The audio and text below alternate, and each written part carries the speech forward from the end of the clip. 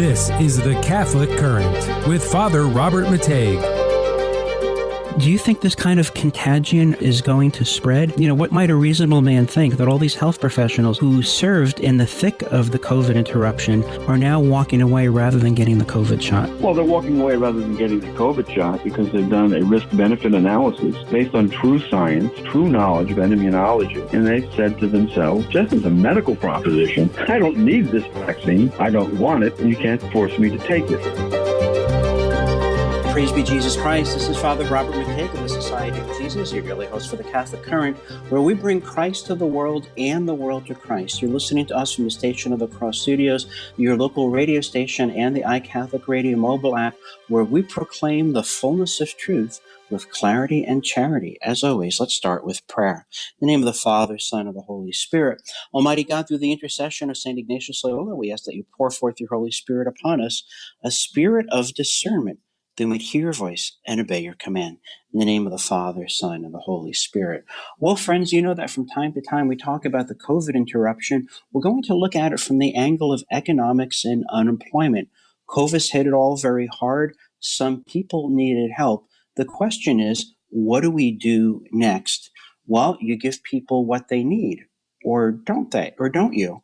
We're going to be talking about how lowering unemployment benefits in certain areas actually lowered unemployment. To help us explain how that happened, my guest today is the adjunct fellow at the Manhattan Institute, and he is the Juli Plant Grainger Professor of Economics at the University of Wisconsin and founding director of the Center for Research on the Wisconsin Economy. Noah Williams, welcome to the Catholic Current. Happy to join you. Noah, we're in kind of a strange situation now. We've never had the entire economy locked down. People were hurting. People needed help. And the question was to figure out, well, what helped and how long would the help be helpful? And you talked about this being the great market experiment of 2020 and 2021. Fill us in. What did you mean by that? So right after the COVID pandemic started and the lockdowns hit, we had mass unemployment. Unemployment had never increased so high or so rapidly as we saw in the spring of 2020. Shortly thereafter, in response to that, to try to alleviate the problems and the difficulties that the unemployed workers were facing, the federal government, through the CARES Act, which was the main COVID relief program, introduced a top-up of $600 per week on top of regular unemployment benefits. So unemployment benefits are normally administered by the state. By states, they have different levels depending on the particular state you're in. So on top of whatever benefit you were getting from your state, the federal government provided an additional $600 per week. So that continued to till the fall of 2020, and then later in 2020 it was cut to $300 per week, and then that was renewed at the start of this year under the Biden administration. And finally, that federal top-up program just ended around Labor Day. So throughout this whole period, people were getting more in unemployment benefits than they normally would. And in fact, I'll focus on the later period, just since that's kind of the more relevant part. Even with the $300 extra per week, about 40 to 50% of people who were unemployed were actually making more from unemployment than they had made when they were working. So they're being paid more to remain unemployed than when they had their jobs.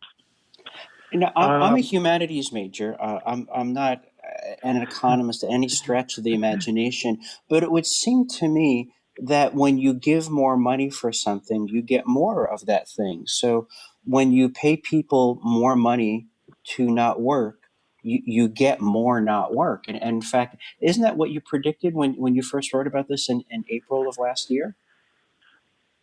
Yes. So, I mean, it's debatable whether in April when, we were facing these lockdowns, we didn't necessarily want people going to work, a lot, we've learned a lot since then, but at that time there was a lot of uncertainty about the virus and the spread and the severity and, everything. So it was, arguable that maybe you wanted to encourage people to stay home at that point. But certainly by the fall of 2020 and then, well into, the spring and summer of this year, most places had long since reopened or, at least greatly reduced their public health restrictions. So we really, at that point, did want to encourage people to go back to work. And the enhanced unemployment benefits really did provide, I argued, and, we'll talk about the evidence that we've found since then, that they did provide a disincentive, for people to go back to work. Yeah, I mean, if you're making more staying home than you would at the job, there's not a lot of reason to go back to work.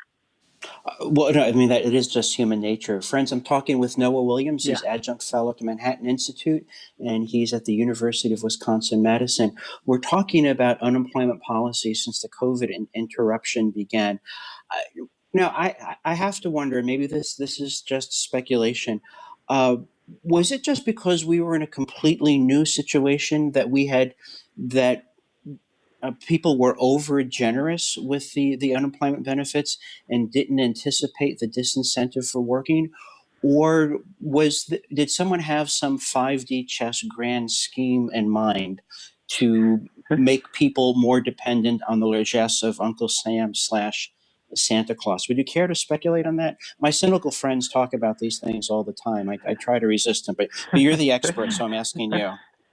No, I mean, I think it was well intended, and again, perhaps there was, even later into the recovery period, some, in addition to unemployment benefits, people were hesitant to go back to work for other reasons. A number of people still were hesitant or had health concerns, and then I think a major impact, which has finally only really been lessened in the last month or so, has been schooling and childcare issues. Right. So even though a lot of public schools did resume, they were partly virtual. Here, my kids were home. We're actually when we finally did go back to school, we're only in school 2 days a week. So a lot of people faced other difficulties. So in that sense, I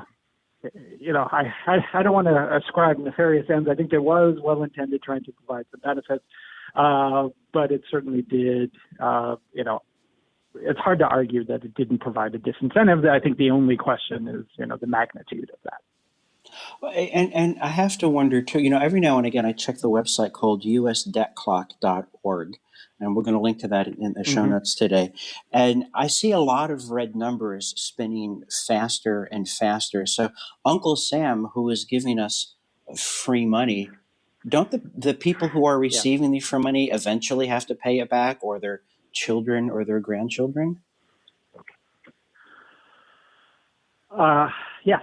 So eventually, as we had really unprecedented, the unemployment benefits were only one part of the unprecedented, government fiscal expansion, right? We had the rounds of payment checks, which went out to people. We've now had the increased child care, refunds, essentially, which are going out in the mail to people monthly. And none of that has been paid for through higher taxes, so it's all being pushed down the road. What that means ultimately is either down the road somebody's going to have to pay, taxes will have to go up, or benefits will be cut, or will end up inflating away some of the government debt. So just in that sense, everyone would be paying through higher prices. I noticed you didn't mention the option of the government just defaulting on its debt. Is that not a realistic option, or is the federal government just too big to fail? So I think we are in a unique situation, since all of our debt is denominated in our own currency, that, we can essentially print money to pay for our outstanding debt. Right. Leaving aside the temporary, issues like we've been facing in Congress, up until, this week, and in fact, up until today, about the debt ceiling. But I don't think anyone really expects we'll outright default, but instead we'll do, we may do kind of a soft default by paying with inflated currency. Right. Because as I understand it, and again, I'm speaking as a humanities major, inflation is kind of a hidden tax. It gobbles up your savings, but no one signs their name to that legislation. Is it fair to say that inflation is kind of a stealth tax on people who aren't paying attention? Yes, and it's a stealth tax. It's also a regressive tax in that it hits lower incomes higher since they don't have inflation protections and as many asset holdings where asset values would go up with inflation. Right. And it's also redistributive, right? So taxes savers and punishes, or taxes, savers and rewards borrowers. So if you're paying back a debt in dollars which are worth less, you're doing better. Whereas if you're a saver, you're actually losing value. And if you can afford a very expensive 5-figure ball gown with the words "tax the rich" on it, you're probably not going to be impacted by inflation, to pick an arbitrary example. Friends, when we come back, we're going to continue our conversation with Noah Williams of the Manhattan Institute and the University of Wisconsin. We're talking about unemployment policy since COVID. In the next segment, we're going to talk about what have we learned since the COVID interruption began. Remember, our rallying cry here at the Catholic Current is Christus Mundo, Mundus Christo, bringing Christ to the world and the world to Christ. We do it because our Lord says so, for the greater glory of God, the love of our neighbor, and the salvation of our own soul. After the broadcast today, go to thestationofthecross.com, get our resources list, download our audio as podcast. Everything you need to take the conversation to your family and friends will give to you. Together, let's take it around the world. We'll be right back. Stay with us.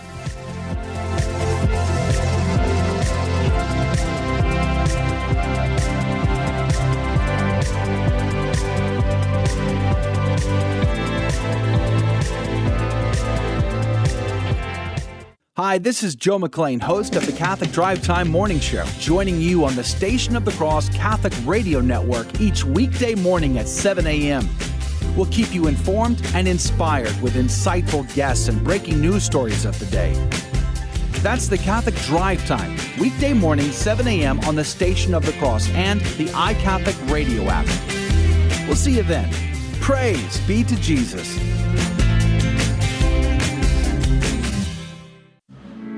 You're listening to The Catholic Current with Father Robert Matejk from the Station of the Cross Catholic Media Network. Stay connected with the show, our guests and topics, by following the show on Twitter and Gab. Just search for The Catholic Current. Praise be Jesus Christ. This is Father Robert Matejk of the Society of Jesus, your daily host for the Catholic Current, where we bring Christ to the world and the world to Christ. You're listening to us from the Station of the Cross Studios, your local radio station, and the iCatholic Radio mobile app, where we proclaim the fullness of truth with clarity and charity. We're talking about unemployment and economics since the COVID interruption. My expert guest is Noah Williams. He's adjunct fellow at Manhattan Institute and a professor of economics at the University of Wisconsin-Madison. Noah, in the last segment, we talked about how we got here, that we were really in uncharted territory, and there was no playbook to refer to, so people tried the best they can. Now what lessons have we learned, or better said, what lessons should we have learned, and what evidence is there that we've actually learned the right lessons? Sure. So I think let me talk a little bit about, we kind of laid the groundwork about the employment and unemployment situation, but I want to talk about really what's happened since May. What we saw at the time, right? So we had these extended unemployment benefits where people were, again, generally, or a large share anyways, were earning more on unemployment than they did on the job. At the same time, starting in May, we had a huge increase in job openings, right? So essentially month after month, we've been setting new records in job openings. So that, in the language of economics, there's strong demand for workers, but there hasn't been supply, right? So we still were having, hiring was relatively slow, the unemployment rate stayed relatively flat, and at the same time, there are all these firms, all these businesses out there looking to hire. I'm sure you've seen it on the local level. I've seen it here, particularly in restaurants. Was the hardest hit sector during the COVID pandemic. Right. they also have the highest job openings rates now. Isn't it the case some businesses So, have been offering signing bonuses and incentives for coming back to work? yes. So wages have gone up, particularly at the lower end. Right? So restaurants tend to be lower paying jobs, but they've for a long time there was talk about the fight for a $15 an hour minimum wage. Well, this isn't a government mandate. This is businesses now offering $15 or more, and signing bonuses, other incentives just to try to get people in the door. So, it was possible, I think, to argue in 2020 the evidence wasn't really clear that these unemployment benefits were holding back employment, but it became more and more clear starting in the spring. And that actually led a number of states to end their participation in the federal, in this topped-up unemployment benefits, end it early. And that was, in the piece I'd written for City Journal, I went over some of the evidence and comparing what happened in those states to the rest of the U.S. And again, as we've been talking about, and as you may expect, we did see improvements in employment in these states. We saw more employment, larger reduction in unemployment, fewer people on the unemployment rolls, and particularly in this hardest hit sector of leisure and hospitality, so basically restaurants and hotels, we saw a very strong rebound of employment, so more job filling.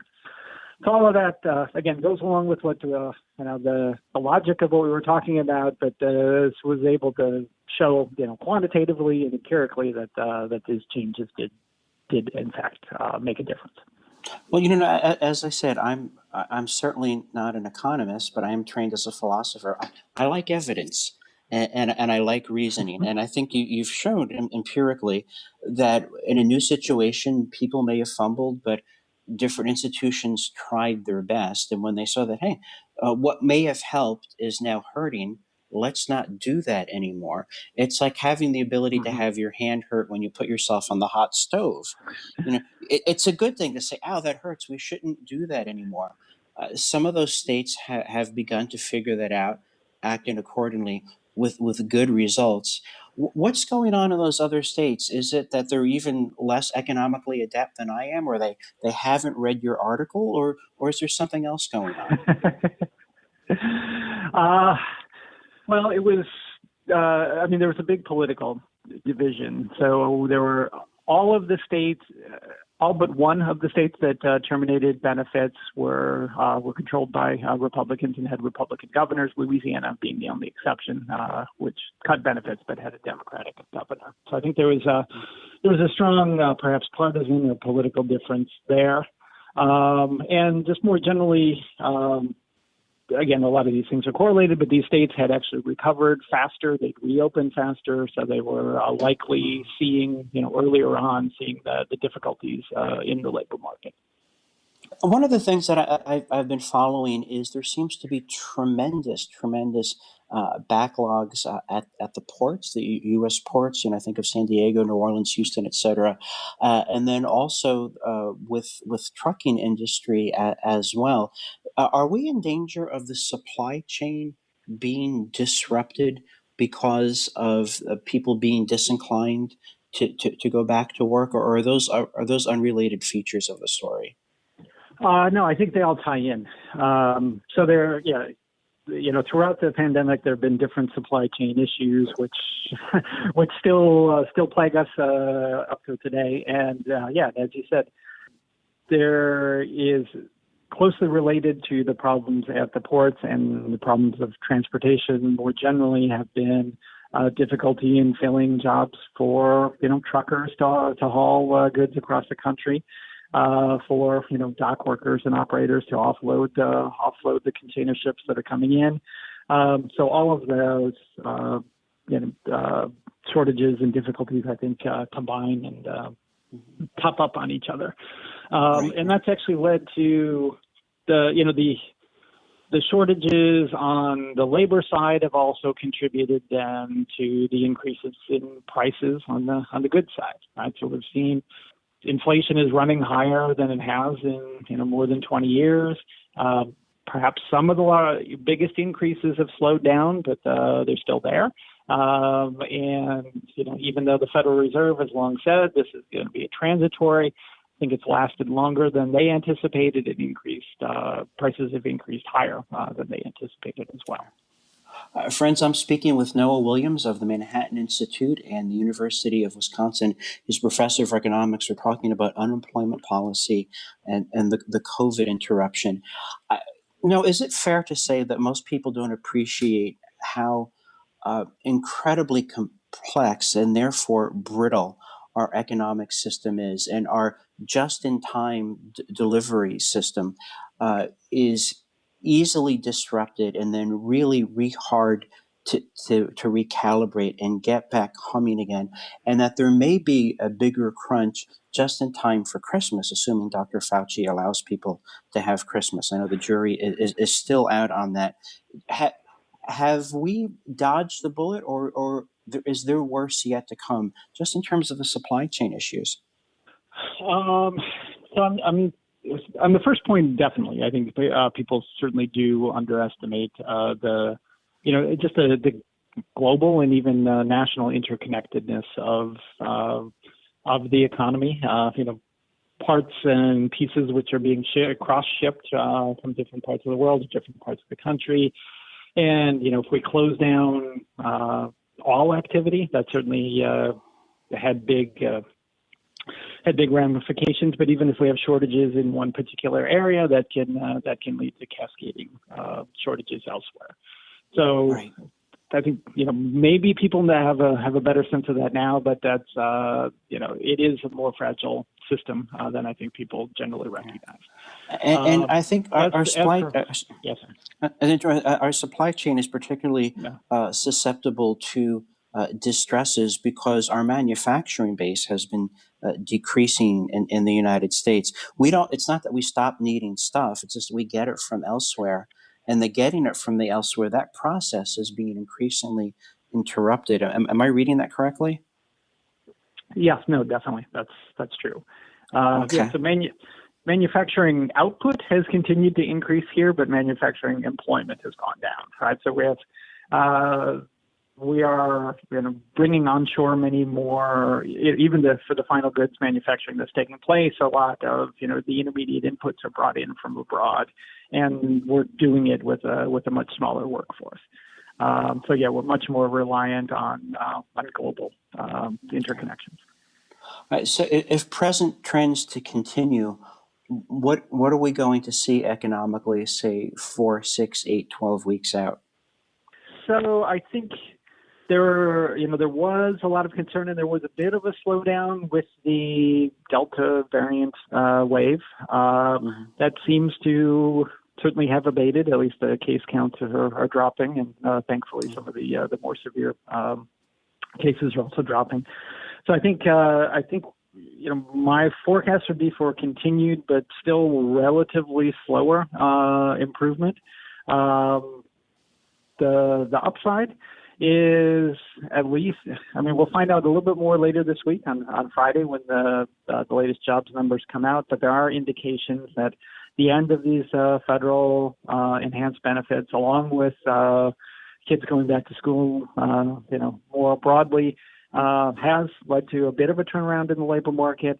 That said, I think the labor shortages and labor difficulties will continue to be with us for the foreseeable future. Are you aware of any statements from members of the Federal Reserve about the present employment situation? I haven't seen the latest. No. Okay, yeah, because I don't follow this as closely as an economist has, but basically what I've heard was, well, it's bad, and it sure is going to get better, just not right yet. So I like quoting Lily Tomlin, who said it's going to get worse before it gets worse, but I tend to be a melancholic. So the general outlook, I didn't know if there was a particular case you were referring to. Yeah, the general outlook has been for continued slow improvement, and I think the Fed is looking to in the near future try to normalize, right? So we've talked a lot about the fiscal side, the government spending, but we've also had vast expansion on the monetary side, right? Interest rates have been low really since 2008, but they had started creeping up in 2018, 2019, were cut to zero, remained low. The Fed had increased their asset purchases, so kind of, flooding unprecedented liquidity into the markets, even as the economy's recovered and unemployment has come down. So they're finally looking to at least taper that off in perhaps November, so that when that actually happens, they've signaled it enough, but still there may be an adjustment in financial markets. There may be some market volatility, increases in rates. No, we're coming up on a break, so we'll take up the thread of the conversation in the next segment.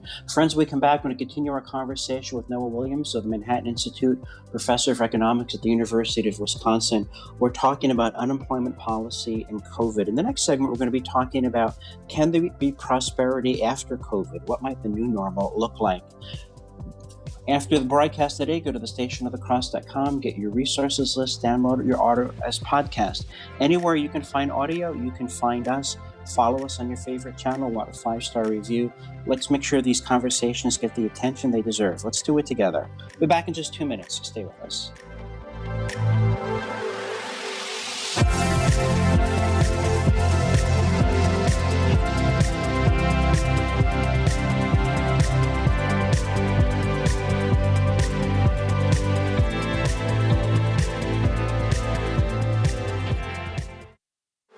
This is the Catholic Current from the Station of the Cross Catholic Media Network. Catch up on an episode you've missed or share them with your family or friends. The Catholic Current is podcasted wherever you enjoy listening. Apple Podcasts, Google Play, Spotify, Stitcher, TuneIn, and the iCatholic Radio mobile app. Praise be Jesus Christ. This is Father Robert McTague of the Society of Jesus, your daily host for the Catholic Current, where we bring Christ to the world and the world to Christ. You're listening to us from the Station of the Cross Studios, your local radio station, and the iCatholic Radio mobile app, where we proclaim the fullness of truth with clarity and charity. We're talking about unemployment policy and the COVID interruption. My expert guest today is Noah Williams of the Manhattan Institute. He's professor of economics at the University of Wisconsin in Madison. Noah, we were talking about trying to come out the other side of the hardest times of the COVID interruption. And people talk about getting back to normal. And now people are talking about getting back to the new normal. And it reminds me, in the 1980s with the HIV outbreak, people started talking about safe sex that wasn't really very safe. And then they talked about safer sex, and it wasn't safer than safe sex. It was just safer than unsafe sex. So now that we're talking about the new normal, that's not really normal either, but it's more normal than the unnormal that we've become, that's been normalized. What is prosperity going to look like after the COVID interruption? And COVID is never going to disappear completely. I think it's going to be like the common cold and the flu. It's going to be something that's always with us. How do we go forward towards prosperity in these circumstances? Great question. Let me mention one bright spot, which has come out of the COVID pandemic. There, across a lot of economic indicators, we saw, vast collapse in 2020 and then partial recovery. The one thing which stands out has been there's really been a turnaround in new business formation and entrepreneurship, which really started taking place around the middle of 2020. So some of this was perhaps, driven by necessity. People were thrown out of work. People who were previously employed went into business for themselves. Some of it was also, necessity breeds invention. We were forced to do things in a new way, a lot of remote activity online, et cetera. And that may have allowed businesses and individuals to realize that, maybe there were better ways of doing things. We didn't have to necessarily all be in the office at the same time. We didn't have to all travel to get together, even though, there still are some benefits to that, but maybe less than was necessary. So we've seen, again, it's early to see whether this will lead to job growth, but, on the whole, new businesses have been one of the prime drivers of job growth. And we've seen a real jump in new business formation. So that's, I think, the one hopeful spot is people are revisiting old ways of doing things and perhaps coming up with new ideas. I'm really surprised that we're having that growth in new businesses. Where are they getting their capital from? So, I mean, again, loans, most financial conditions still remain quite loose, right? Interest rates are just off all-time lows. Banks have a lot of reserves on hand, and then on top of that, actually, there has been, for a lot of these smaller businesses, there's at least some evidence that people have used the stimulus checks, which came from the government, to actually start a new business. So rather than just using it for spending, they've been able to put it to a longer term productive use. I know that one of the areas that had been very hard hit during the COVID interruption was people not making their rent. And then there was a moratorium on evictions and so on. And I want to be sympathetic to all parties. I've never been in that situation where I was one step away from being homeless. I've also never made my living by owning a building, renting to people. Somebody eventually has to pay for the upkeep of the building where people are living. One of the things I've heard, and maybe you can confirm or deny, is that while the renters were protected, the building owners were not protected, and now they're having to let go of those buildings at fire sale prices to large real estate investment companies. Is there any truth to that, to the best of your knowledge? Yeah, so there certainly is evidence on both of those fronts. So there has been some federal rental assistance. It was very small and very late in coming. For the most part, what the eviction moratorium essentially did was just stop things in their tracks. But people still renters still owed this back rent, right? So it didn't do anything about the underlying problem. It just froze the eviction process. And as you say, we've also seen, overall housing prices, home values have gone up tremendously over the past 2 years. I think locally here in our state, I just looked at it, we're up about 20% over the past 2 years. 20%. And there's similar trends nationwide. And that has led to, on the one hand, that's good for the homeowners, but it also is bad in terms of housing affordability. And there have been, again, I don't think they're major players overall in the market, but there has been more sort of speculative or investments by larger investment companies. I did want to mention that since the eviction moratorium came off, there were predictions that this would lead to a mass wave of evictions. That hasn't shown up, at least just yet. There has actually been relatively little change since the moratorium ended. Whether that's still to come, we don't know. But as of now, the predicted wave has not materialized. Okay, that's good to know. Friends, I'm speaking with Noah Williams of the Manhattan Institute, professor of economics at the University of Wisconsin-Madison. We're talking about unemployment policy and the COVID interruption. Noah, one of my favorite stories to tell is Winston Churchill told a story about a man who fell down a long flight of stairs, landed at the bottom with a loud crash, and he picked himself up, dusted himself off, looked over his shoulder, and then said, "Oh, I wonder what all that noise was about." In other words, he learned nothing from the event. What do you want the takeaways to be? What do you want the lessons to be learned, remembered, and acted upon about economics and employment and unemployment in light of the past 2 years? So I think one takeaway is the remarkable resilience of the American economy, which I think ultimately, boils down to our workers and to our workforce. We've had unprecedented interruptions, unprecedented shutdowns, and even though there are still these lingering issues, as we've talked about, on the whole, the economy has bounced back quite strongly.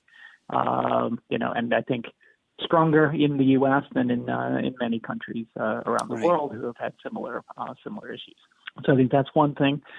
The other, and again, I can't necessarily, fault policymakers, at the time, think back to, March of 2020, there was a lot we didn't know. But I guess this is kind of a broader than economic issue, but I've been surprised at how rapidly and how persistent some of the government interventions are, and how we've come to live with or adapt to interventions which were, introduced as temporary measures, but are becoming more and more permanent. So why are they remaining in place? Is it? I mean, it's like asking someone to vote against Santa Claus, I suppose. That no, I've had enough free stuff. Thank you. Couldn't possibly have any more. I mean, that's yeah. As a theologian, I know that human nature doesn't work that way.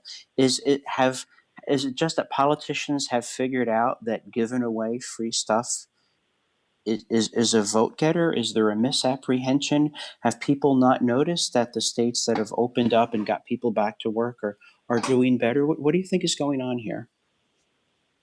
So I think it's a mix of things. There is what in economics we call the ratchet effect, right? So once a program is introduced, it's very difficult to get rid of it, right? So we kind of just ratchet up to the that becomes the baseline for future discussions, right? Okay. And then any change from there thenceforth is viewed as a cut, even if it's returning to status quo ante.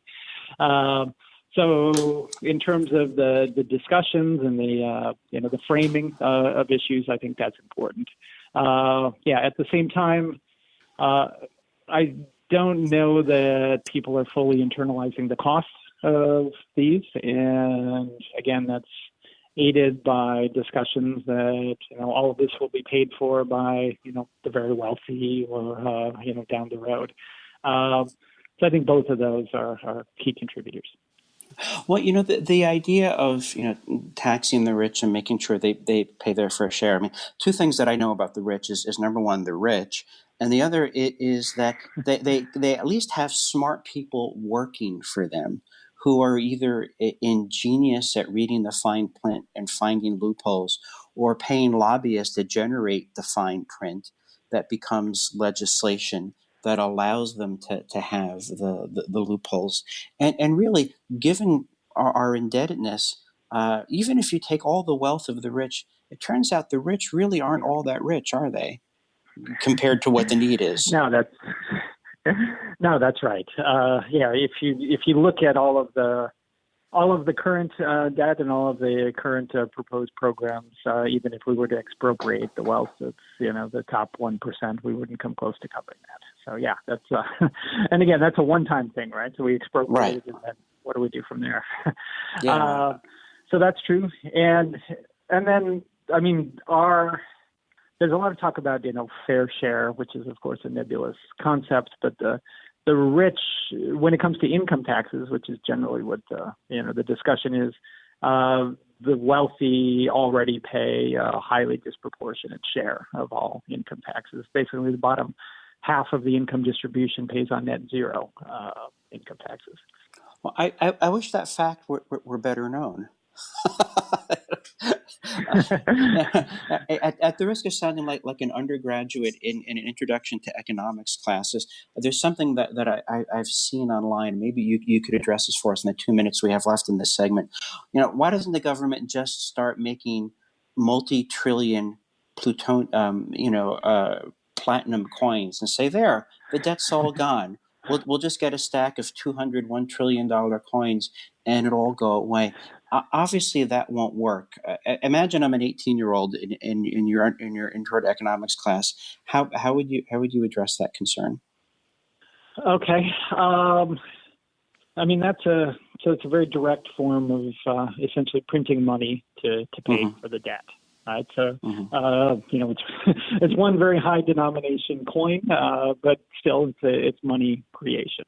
So in essence, what the government is doing then is creating more money to pay for existing obligations. That means that all the value of all other money which is out there has gone down, right? So we have a whole lot. We're increasing the stock of new dollars by a large amount. This was actually, it's not to compare the U.S. to a country like this, but that was what Zimbabwe did to pay off their external foreign debt. They just turned on the printing press, and what they found was they had to turn it on at a more and more rapid rate. Right, so you start by minting $1 trillion coin, and then the currency loses its value. So to pay off your next obligations, you got to commit to $2 trillion and then $4 trillion and so on. So people rapidly, and again, particularly financial markets can kind of rapidly see through this, and then they'll demand higher rates of return, as the wise man said, a few trillion here, a few trillion there, and eventually you're talking about real money. Friends, when we come back, we're going to continue our conversation with Noah Williams of the Manhattan Institute, professor of economics at the University of Madison, Wisconsin. We're talking about unemployment and the COVID interruption. In the next segment, we're going to be talking about small businesses. Can they survive in the economy that is emerging? Be part of the conversation. Follow what we're following by following us on Gab. That's gab.com. Our channel is The Catholic Current.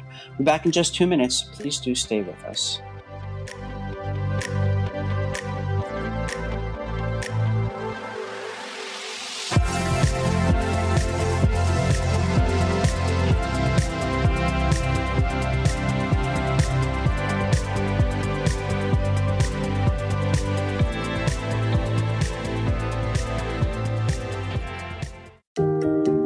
This is Jesuit Father Robert McTague, your daily host of The Catholic Current.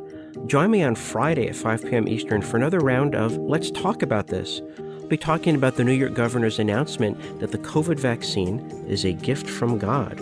We'll wrap up with weekend readiness, reviewing the headlines of the week in light of Sunday scriptures, so you'll be all prayed up for Sunday Mass.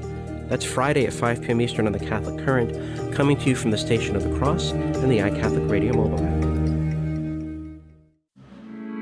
After today's broadcast, go to the Catholic Current show page on thestationofthecross.com for info on today's guests, the show resource links, and to sign up for our weekly email of upcoming shows.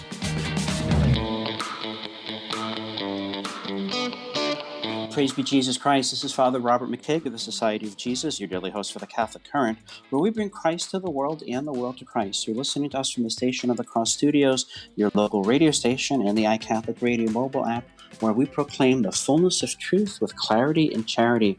We're talking about economics, unemployment, and the COVID interruption. My expert guest is Noah Williams. He's an adjunct fellow at the Manhattan Institute, and he is the Juli Grainger Professor of Economics at the University of Wisconsin-Madison. Noah, what I've been told is that whatever else we make of the COVID interruption, it represented an enormous transfer of wealth to large businesses. Amazon did very well, as did Walmart. There was a meme I saw, and I'll describe it to have you comment on it. It looked like a playground fight, and then you see small businesses being held down by Amazon and being kicked by Walmart while big tech is cheering and China is filming it on her camera. Is that a fair depiction of what happened in the COVID economy? I don't know if I would phrase things in quite that way, but we did see this big change in flows of economic activity. Again, this had been happening. There had been a trend towards concentration across many sectors of the economy, but particularly in retail. But that was really, as you say, exacerbated by the pandemic, particularly with the move to online sales, which hurts your small local brick and mortar retailer, and led to the vast benefit of Amazon in particular. Now, I know that I've been told by people who actually work for Amazon that Amazon at least did some small businesses some good, that the brick and mortar store realized, hey, I can actually continue my sales via Amazon and benefit from their network. So Amazon didn't absorb all that it could have, but at least there was some secondary benefits to smaller businesses. Is that something that you've heard as well? Yeah, so through the Amazon Marketplace and through a lot of their sales actually comes from third parties. So yes, that's true. But Amazon does take their cut of those transactions, Right. and still kind of overall. I mean, we have seen. There's been a general decline, particularly in retail, for many years now. But this really was a very strong event along those lines. Well, I can tell you for sure it didn't benefit churches very much. And if Amazon ever got into the church business, I think we'd be in serious trouble. How about this? Suppose someone says, you say, hey, Noah, you're an economist. You follow trends. I just came into a small inheritance. I'm thinking of starting a small business. Would you say, oh no, just bury it in the ground, or buy silver and gold, or buy crypto, or beg Amazon to hire you? Is there any hope for the small businessman going forward? Yeah, I think there is. And again, like I mentioned earlier, we have seen a growth in new businesses, many of whom are small. The vast majority of businesses around the country are small, individual proprietors, single location businesses. So it's still out there. The share going to the larger corporations and the concentration has definitely increased. So it's become harder. And it's become harder, not just because of pandemic reasons, but because of, increased taxes, regulations, other costs that these businesses face, which are easier. If you have a large corporation, it's easier to amortize that cost across many units, whereas a small business faces those costs more directly. If you could talk to policymakers at the federal and state level, say, hey, I've crunched the numbers, I've done the research, I'm an honest broker, I just want to tell the truth. Here's my best advice to you now. How would you begin to talk to the movers and shakers at the political level? So, again, I don't know if this is the major issue, but since we've talked a lot about employment and unemployment, that's one area which I've focused on. And I think I think there needs to be a fundamental change in the way we think about unemployment insurance. We want to encourage people to go back to work. So a number of states have had trial programs where they've had reemployment bonuses as part of the unemployment system. We've also had massive, again, this is something which hit particularly here in our state, massive administrative problems in just, getting the unemployment benefits out to people. People had to wait months and months. So I think moving towards more of an individual account system, people can draw on their own. It's essentially a protected savings that they can draw on, would help along those lines. So those are just two things on the employment side. I think, more broadly, I guess I'm concerned by the direction that federal policy is going towards more of the, cradle to grave welfare state. I again understand the motives for it, but I think we've seen how that works out both in our own country and internationally, and that makes me. I would like to pause or stop that trend, but I don't know that that will happen. Well, I think that could happen in a very unforgiving way. I can't help but think, Margaret Thatcher said so many years ago, the trouble with socialism is eventually you run out of other people's money. And I like to say that if you kill the goose that lays the golden egg, you have a really big dinner, and then you go hungry. And I think destroying people's incentive or inclination to work is not only poor economics, it's not good for human beings. There's actually a dignity in working and providing for yourself. Do you think we've gone from providing a safety net to providing a safety cushion to people who are now just stuck in their safety lazy boy? Has it been too much of a good thing? So I think there's some of that, and we certainly, the level, benefits which used to only go to the poor have been extended further up the income distribution, right? So the child care benefit is going out to households making $140,000 a year.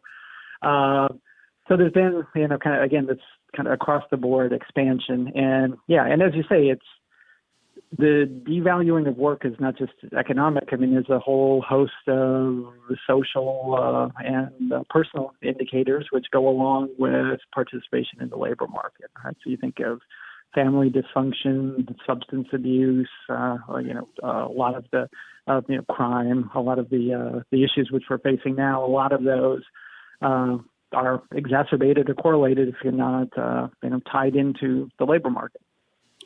Well, I remember as a young boy, my father was a blue-collar worker, and he'd come home tired at the end of the day, and he'd have his big metal lunchbox that he'd put down on the table. And before he went to bed at night, he'd set the kitchen table and have his lunch pack and be ready to go. And I just grew up thinking the normal thing to do was you get up and you go to work in the morning. And I have to wonder what kind of impressions are left upon a child who simply isn't around people who work much or at all. I think that leads to some kind of cognitive distortion, and we need to come to terms with that. Noah Williams of the Manhattan Institute, University of Wisconsin, thank you for being a very fine guest. I'm grateful for your time. I hope we might talk again sometime. Yeah, I enjoyed it. It was good to talk with you. I'm Jesuit Father Robert McTague, your host every day here at the Catholic Current. Join us tomorrow. We're going to have a special episode on the Catholic Current. We're going to start with Let's Talk About This, where I walk through a complex issue. We're going to be talking about the gospel according to COVID, courtesy of the new governor of New York State. We end with Weekend Readiness, where I view the headlines of the week in light of the upcoming Sunday scriptures, so you'll be all prayed up for a Sunday Mass. You don't want to miss this, and I'm sure you'll want to share it with your family and friends. Through the intercession of Our Lady of Mount Carmel, may Almighty God bless you, keep you from all harm and every evil, to reach the happiness of heaven. In the name of the Father, Son, and the Holy Spirit, go in peace, and please pray for me.